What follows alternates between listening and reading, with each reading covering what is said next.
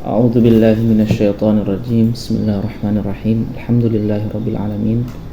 Wassalatu wassalamu ala nabiyyina Muhammadin wa ala alihi wa ashabihi wa sallama tasliman katsira.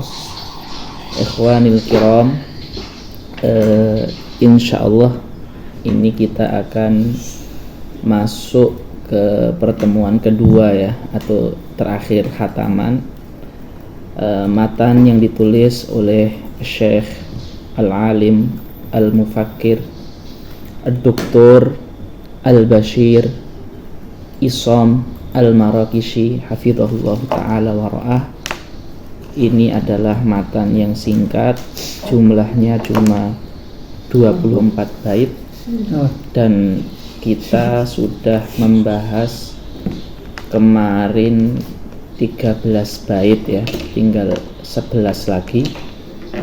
Kita masuk insyaallah di bait yang nomor 14. Insyaallah kita masuk di bait yang nomor ke-14. Bismillah.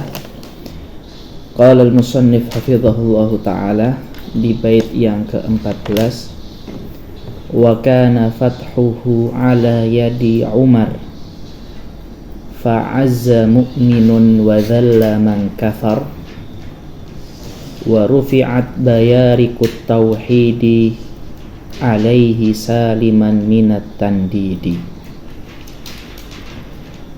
Hadirin yang dimuliakan Allah, wa kana fathuhu ala yadi Umar, pembebasan Baitul Maqdis sejak zaman Islam, sejak diutusnya Nabi Muhammad, itu terjadi di zaman kekhalifahan Sayyidina Umar bin Khattab radhiyallahu anhu.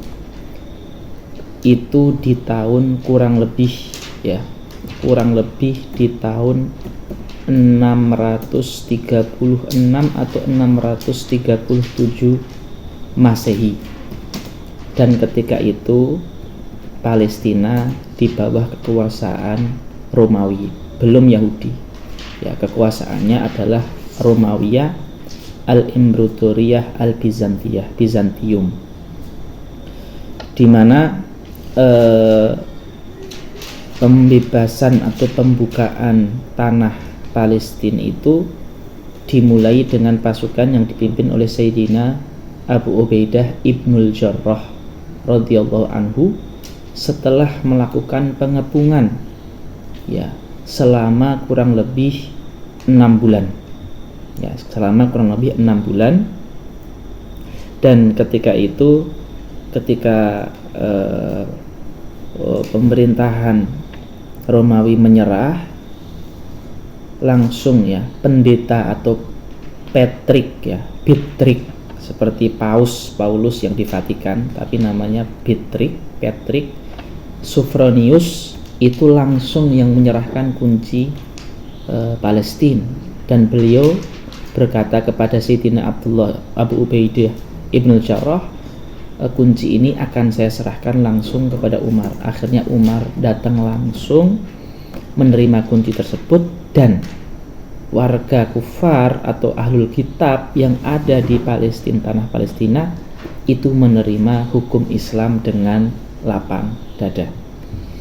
Di sini dikatakan wa kana fathuhu ala yadi Umar, di masa kekhalifahan Umar, fa'azza mu'minun, dan menjadi tinggi derajatnya kaum yang beriman, menjadi kuat derajatnya kaum yang beriman, wa dhalla, dan menjadi hina orang yang kafir dengan dibukanya Baitul Maqdis. Jadi ini salah satu perkara yang nomor 15 yang harus kita pahami sebagai seorang muslim, bahwasanya fathu Baitul Maqdis fi zamanil Islam huwa fi zamani Umar ibnil Khattab. Ini perkara yang nomor 15 yang harus kita ketahui. Hadirin yang dimuliakan Allah, kita masuk bait selanjutnya. Wa rufi'at bayarikut tauhidi. Bayarik itu jamak dari bayraq. Bayraq itu artinya bendera. Dan bendera tauhid itu diangkat atau dikibarkan di bumi Baitul Maqdis, bumi Palestina, alaihi saliman minat tandidi. Wallahu ta'ala alam. Saliman minat tandid itu artinya tidak ada yang protes. Tandid itu artinya kritikan. Jadi ketika Sayyidina Umar itu masuk di sana, itu wong Patricknya sendiri kok, pausnya sendiri itu yang memberikan kunci dengan kerelaan.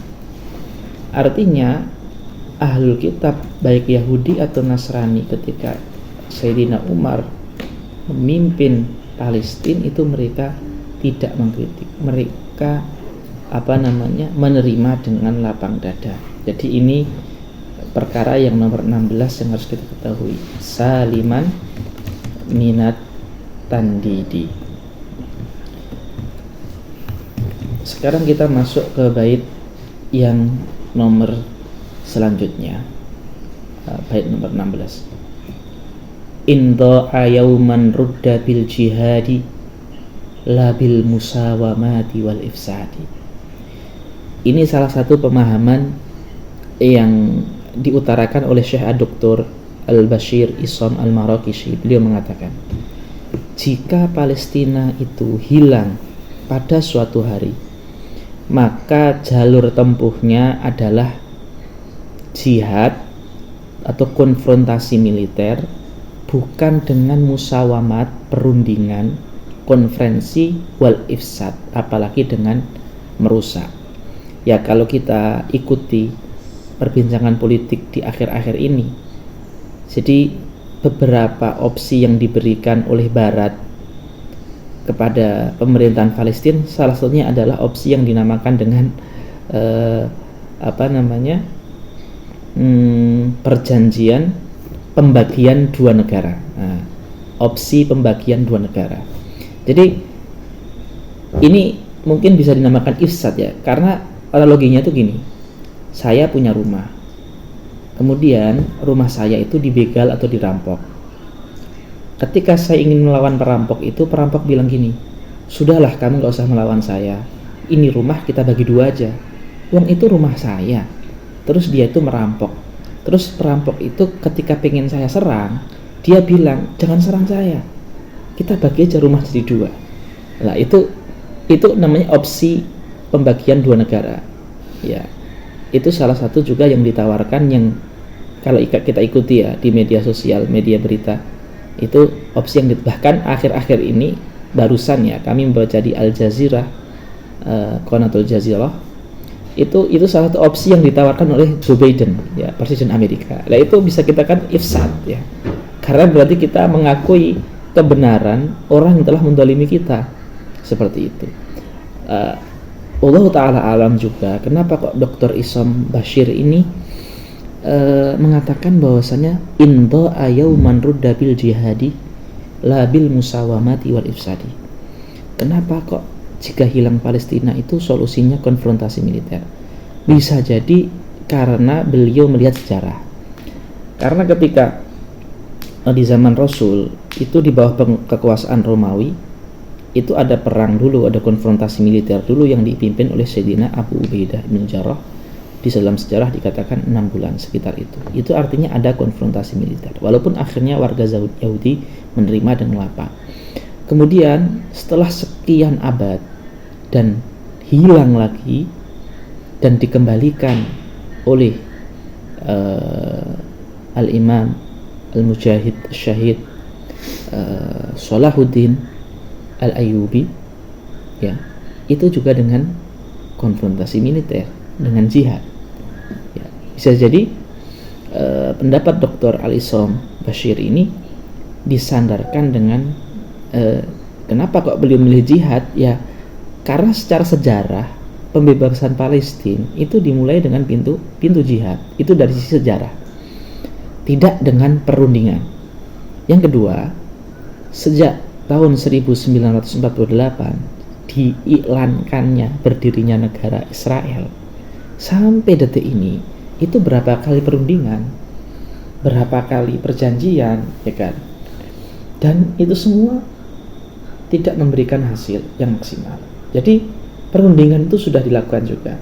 Kemudian yang ketiga, isyarat dari hadis-hadis yang menunjukkan bahwasannya tanah Palestina itu adalah tanah para mujahid, ardul jihad, bahkan dikatakan afdalur ribat, afdalul jihad ar-ribat wa afdalur ribat asqalan. Asqalan itu di Palestina. Dan ketika menyebutkan hadis Taifah Mansurah, dalam hadis Imam Ahmad dikatakan al-murabitun fi aknafi Baitul Maqdis. Jadi pendapat yang dituliskan oleh musonif itu punya sandaran sejarah historis, punya juga sandaran fakta yang terjadi sejak diikrarkannya daulah Israel itu, dan punya sandaran syar'i juga, ada hadis-hadis yang mengisyaratkan tersebut. Jadi yang perlu kita catat ya, poin ke-17 di matan ini adalah al-hal wal jihad. Ini poin yang ke-17 yang disebutkan di matan ini. Kemudian kita masuk di bait selanjutnya. Fa innahu lil muslimina waqfu wa laysa yubtilul huquqa wa laysa yubtilul huquqal asfu. Al asfu itu artinya pendoliman, kezaliman, penggosoban, pencurian, perampasan. Ini akidah kita sebagai umat muslim. Perlu diperhatikan bahwasannya sejak Imam Ibnu Umar Ibnul Khattab membebaskan Palestina, tanah Palestina adalah tanah yang statusnya wakaf milik umat Islam. Dan itu yang dilakukan Sultan Al-Syahid Al-Mujahid Al-Ghazi Abdul Hamid Athani, di mana beliau menolak menjual tanah Palestina dengan harga berapapun. Itu penguat bahwasanya tanah Palestina ini adalah tanah wakaf. Ini harus kita jadikan keyakinan. Maka tanah wakaf, walaupun sudah diambil, digosok, kepemilikannya tidak hilang. Kepemilikannya tidak hilang, tidak boleh dijual karena wakaf.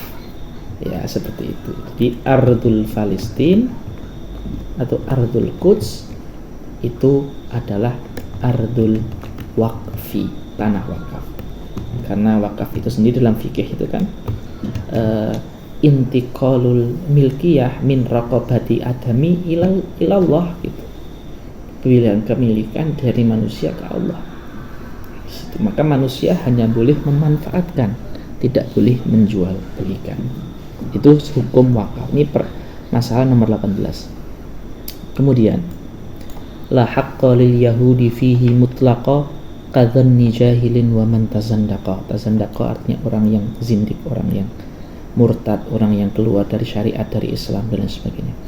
Jadi pendapat yang mengatakan Yahudi punya hak terhadap Palestina adalah pendapat yang salah. Jadi Yahudi tidak memiliki hak sedikit pun akan tanah Palestina, dan tidak benar pendapat orang-orang yang zindik atau orang-orang yang tidak tahu. Lil muslimina huwa milkun rasihu bisyar'i wal qanuni haqqun syamikh. Syamikh artinya yang tetap, yang tegak. Jadi tanah Palestina itu adalah tanah orang Islam secara syariat dan secara, bahkan kalau kita mau berdebat dengan hukum internasional ya, atau al-qanun ad-duali, hukum internasional law, ataupun dengan hukum-hukum undang-undang manusia pun, tanah Palestina itu tanahnya umat Islam walaupun pakai undang-undang manusia pun seperti itu. Karena Israel itu statusnya penjajah, dan penjajah itu menurut manapun tidak memiliki tanah. Seperti Indonesia dijajah Belanda, tidak memiliki tanah Indonesia. Misalkan Aljazair dijajah Perancis, tidak punya Aljazair.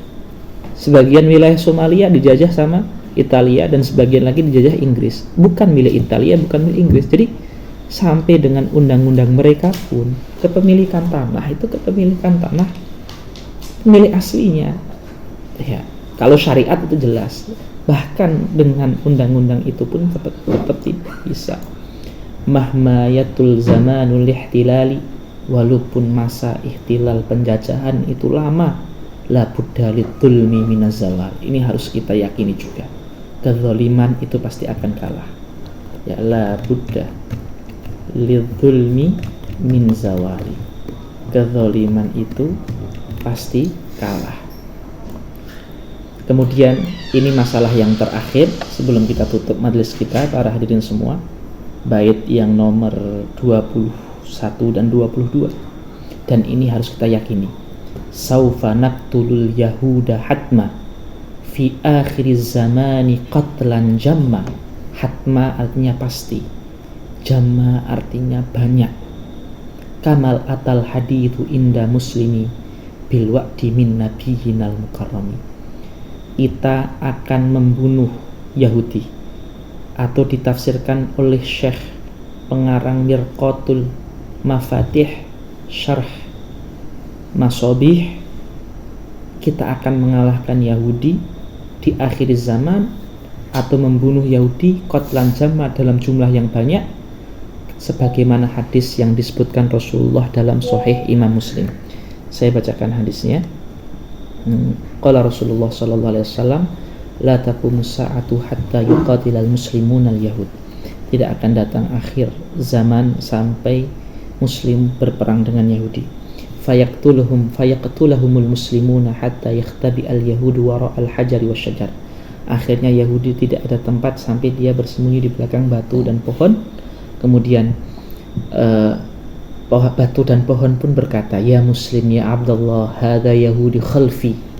Ini ingat, dalam hadis dikatakan batu dan pohon itu bisa ngomong, mengatakan ya muslim, ya Abdullah, wahai orang Islam, wahai hamba Allah, ini Yahudi sembunyi di belakangku, sini bunuh, sini bunuhlah, sini bunuhlah.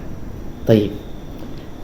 Seorang pakar akhir zaman kontemporer, Al-Habib Abu Bakar Al-Masyhur Al-Adani, yang baru meninggal beberapa waktu yang lalu, rahimahullah, ulama besar Yaman, Habib Dzurriyyatur Rasul, alim, da'iyah, mu'allif, mufakkir kabir.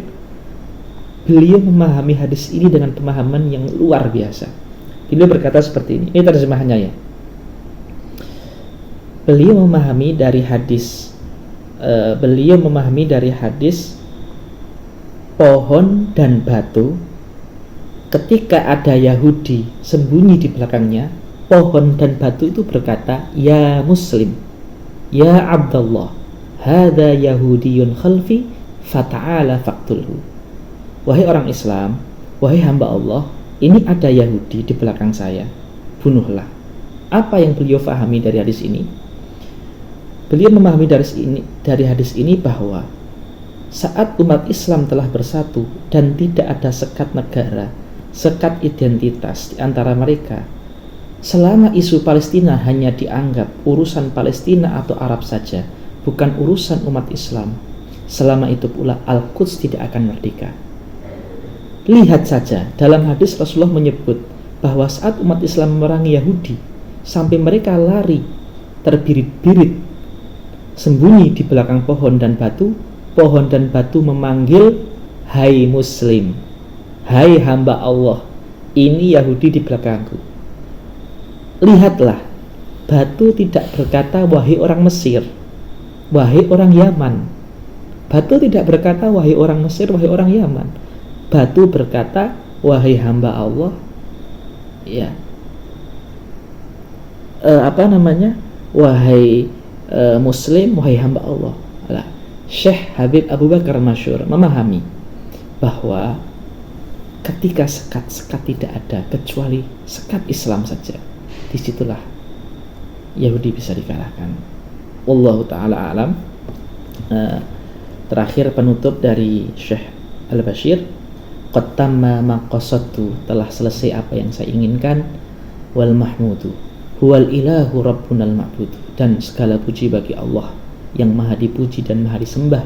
Shalla ala nabiyina wa sallama wa alihi wa sahbihi wa akrama.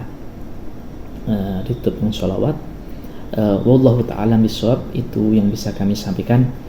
Semoga bisa menjadi keberkahan dan manfaat bagi kita semua, kepada muallif, kepada masyayikh kita, kepada seluruh kaum muslimin dan muslimat, wabil khusus al-mujahidin al-murabitina wal mustad'afina fi Palestin. Lahumul Fatihah. A'udzu billahi minasyaitonir rajim. Bismillah.